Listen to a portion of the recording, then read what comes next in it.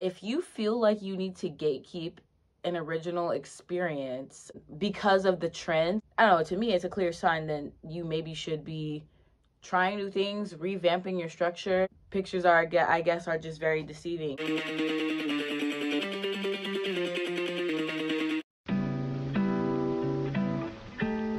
Full disclosure, I'm going to try my best, but this video will be full of shade, and full disclosure, I can take the heat. Sometimes I feel like you just gotta tell the truth and put some things out there.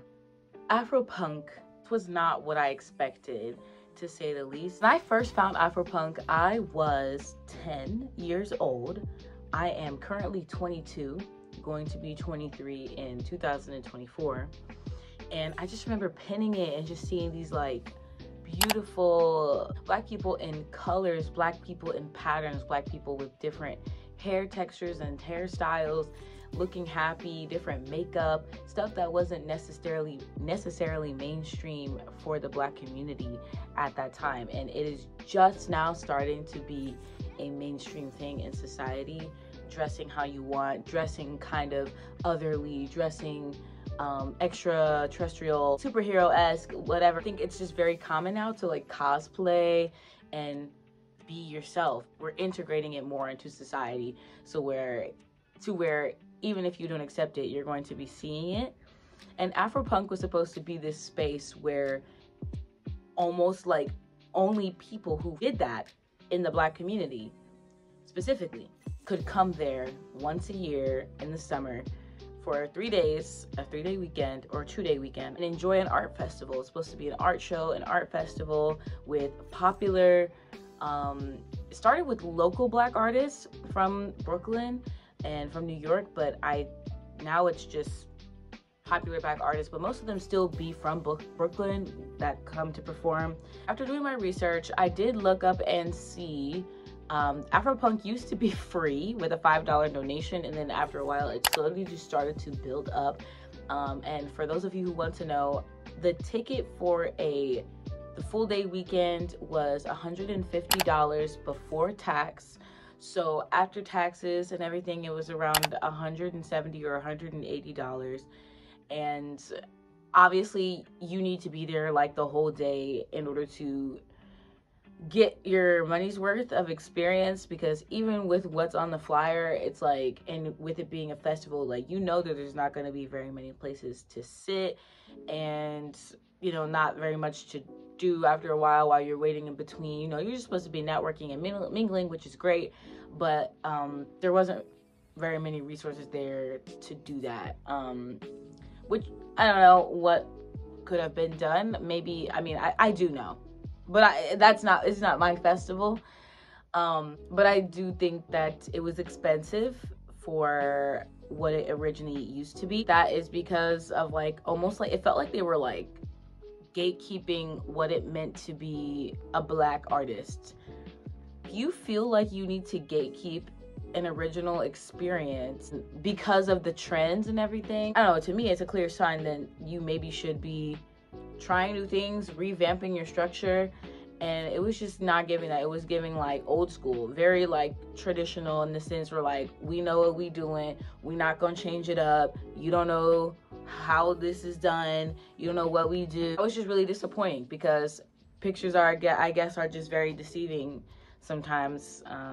And it looked like it was like a utopia back when I was younger. The second thing that was quite disappointing was the fact that it was organized.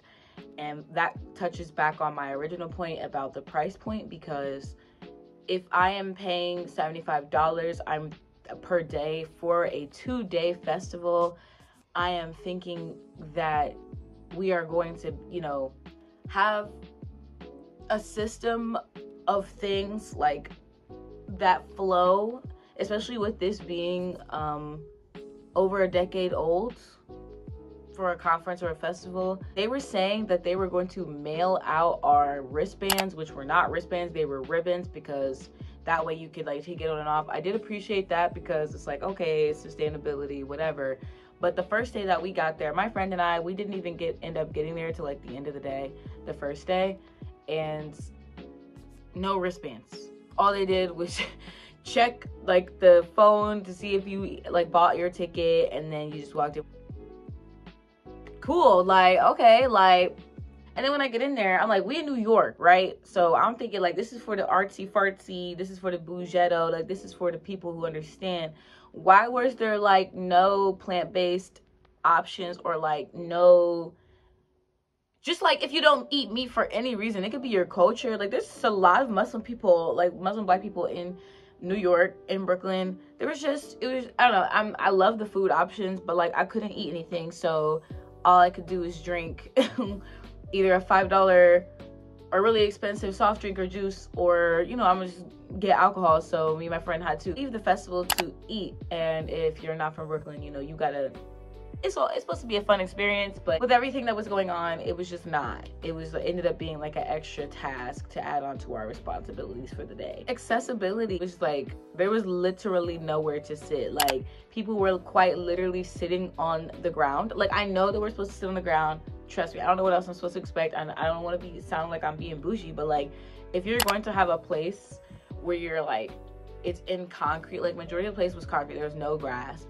so you're making people sit their butt bones on the hard concrete and stand their feet for hours on the hard concrete with not that many food options. Y'all, just because they have food options there doesn't mean there was a lot. It's literally like 3 or 4 food options for a larger festival. Like, and I don't know what happened, maybe stuff happened with the vendors, who knows what. Things have been happening constantly with people's availability and life since COVID, so I do want to extend them grace, but it doesn't really seem like it was even thought out. The like list of performers go, they did not put that out until maybe I think during the concert or during the first day at 11 a.m. Yeah, it was very frustrating. People in the comments were asking for weeks upon weeks, what is the lineup? Like, what's the lineup? Who's coming when? What time?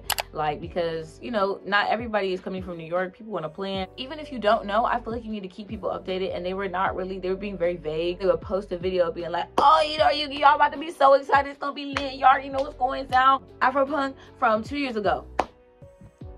Here's Afropunk from last year. You see how tea we was? Like, girl, that's not enough. I need you to keep us posted. Like, why do we not deserve communication? How are you gatekeeping what it means to be a black artist, but you're not teaching people what it means to be a black artist? You're not showing people what it means to be a black artist. If I have to be within your community in order to figure out how to do it right, I don't know. Like, it was just given like, is this where we need to be linking up? Like, is there another place? Because like, or is it only for people in Brooklyn? Like, I don't know. Like, that's also what it was giving. As a person from Ohio, I just did not feel welcomed by the festival. Like, I felt more welcomed by the people of New York, y'all, than I did from the MCs and like all that stuff. It was just not, I felt like an outsider, and I was like, this is already New York, y'all, and I already feel like an outsider in Ohio. Like, this is supposed to be like the one place where I felt okay. If anything, I felt like I'm back in Ohio. You about to make me pay more just because you black and because I'm black and I have to support you, which in turn I feel like is anti-black, because isn't that what the white person would do to me? I don't know, I just didn't think anybody was thinking outside the box. I traveled on the Amtrak, y'all, because I also don't like airplanes, so it was just like the whole trip was just like, and I know y'all from New York gonna be like, girl, why the heck did you ride the Amtrak from Ohio to New York? I don't know. Don't ask me. But I won't be doing it again. Trust. Lastly, I will say the stage, as far as Tiana Taylor, like when I saw Tiana Taylor and Jasmine Sullivan on the lineup originally, like on the flyer, that's the only reason why I bought my ticket, because those are two of one of my favorite artists. And I already seen one of my top 10, like #1 artists, which is Rico Nasty, and then Kehlani. But when I saw that they did my homegirl Tiana Taylor So Dirty with her mic set, like not even making an effort to fix her mic at all, like not making an effort at all. The mic was just out. We could probably hear her over the mic itself in the crowd, and we was singing with her. We was yelling like, come on, fix her mic. Like, you know how black people be. We ain't finna, like, come on now. No effort, like to the point where like, I think Judy was singing with her, and she took Judy's mic or Iman's mic, one of them, and was like, can somebody fix my mic, please? Or he gave her the mic. I don't know. Long story short, it was just too much going on for a star like Tiana Taylor to be there. Thank God Jasmine wasn't there. I think something had happened, like, because nobody Nobody deserves that. The people who pay for the tickets and the people who are here, you know, to present their art to other people. It kind of put a sour taste in my mouth as far as New York goes, but I think I'm gonna go by myself again and create a new relationship with it, just because that was a very sad for me. I've been building that trip up for years. This is why probably people say don't build your expectations. If you have similar experience, let me know.